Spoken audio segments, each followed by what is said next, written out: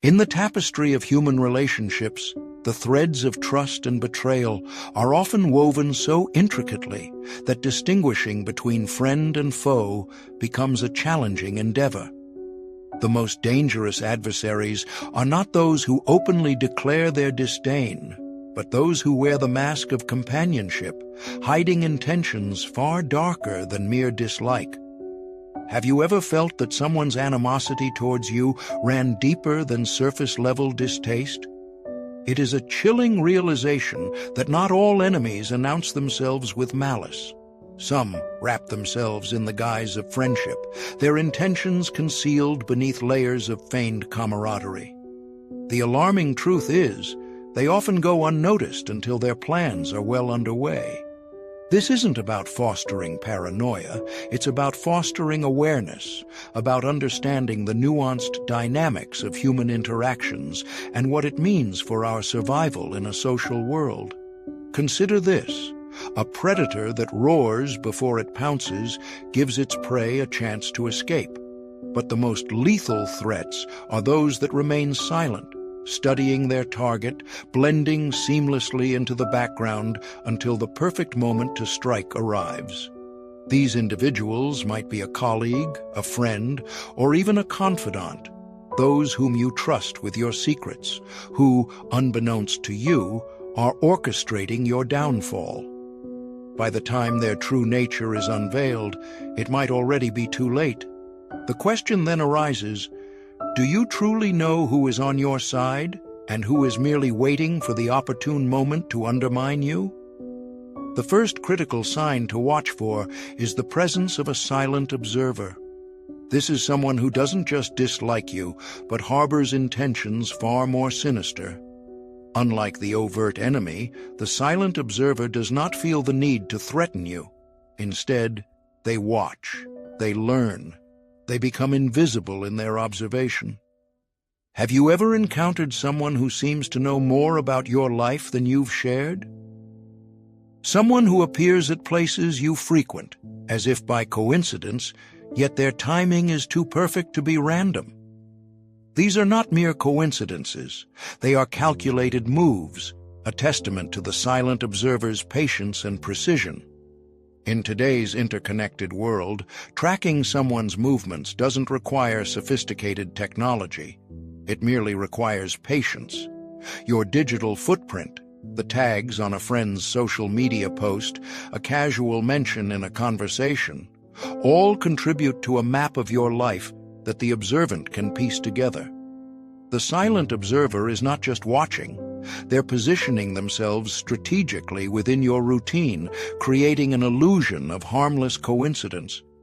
At first it may feel benign, but as these encounters become frequent, the reality becomes inescapable. Take, for instance, the story of Daniel, a man who learned this lesson the hard way. He followed a predictable routine: morning coffee, afternoon gym sessions, and evening walks home. Then a new face appeared, Ryan, who at first seemed just another gym-goer, but soon started appearing in Daniel's daily life with unnerving regularity. By the time Daniel realized the extent of Ryan's observation, it was too late.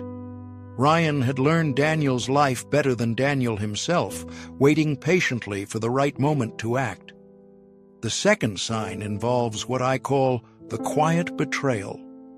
This form of deceit is like poison, administered slowly, subtly, until it has irrevocably contaminated the well. Not all adversaries confront you with aggression. Some erode your foundations quietly, through whispers and half-truths. Emily, who once thrived at her workplace, found herself isolated without understanding why. The shift didn't occur through dramatic incidents, but through a series of small, seemingly insignificant misunderstandings. Someone was working in the shadows, distorting her reality, turning her allies into skeptics. Marcus Aurelius, a Stoic philosopher and Roman emperor, was acutely aware of this kind of manipulation. He cautioned against placing too much value on the opinions of others, especially when they are untethered from the truth. The Stoics teach us that while reputation is vulnerable to the whims of gossip, true character is impervious to deceit. It's essential to live in such a way that your actions speak louder than the distortions spread by others. Another vital aspect is recognizing the mask of friendship. The most insidious threat is not the adversary who openly opposes you, but the one who stands beside you. The false friend infiltrates your life, gaining your trust only to wield it against you. Consider James, who let his guard down around Daniel, a co-worker turned confidant. By the time James realized Daniel had been using his trust to sabotage him, the damage was done. The Stoic wisdom of Marcus Aurelius reminds us to be cautious of those who too eagerly proclaim their loyalty. True friendship is proven over time through consistent and genuine actions. Moreover, there is the gradual attack. Before a full-blown confrontation, there are often signs. The air grows tense, the atmosphere shifts, and the aggressor tests boundaries, escalating slowly to gauge your response. Nathan's story exemplifies this. Eric, a colleague, began with seemingly harmless jokes about violence that evolved into more threatening behavior. Nathan dismissed these early signs as dark humor, not realizing they were tests of his boundaries. When aggression escalates, it's crucial to address it swiftly and assertively. Stoic philosophy advises us not to react with fear, but to recognize and confront threats head-on. Finally, we must consider the long game, a strategy employed by the most calculating of adversaries.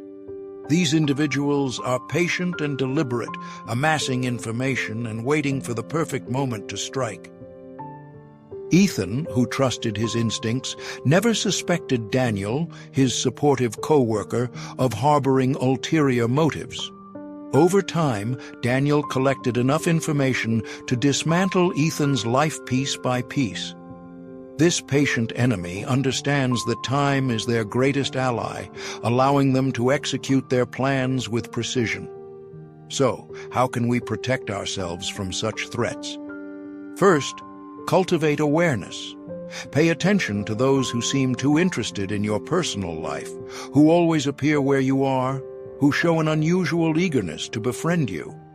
Second, exercise patience. Genuine relationships develop over time, not through rushed intimacy.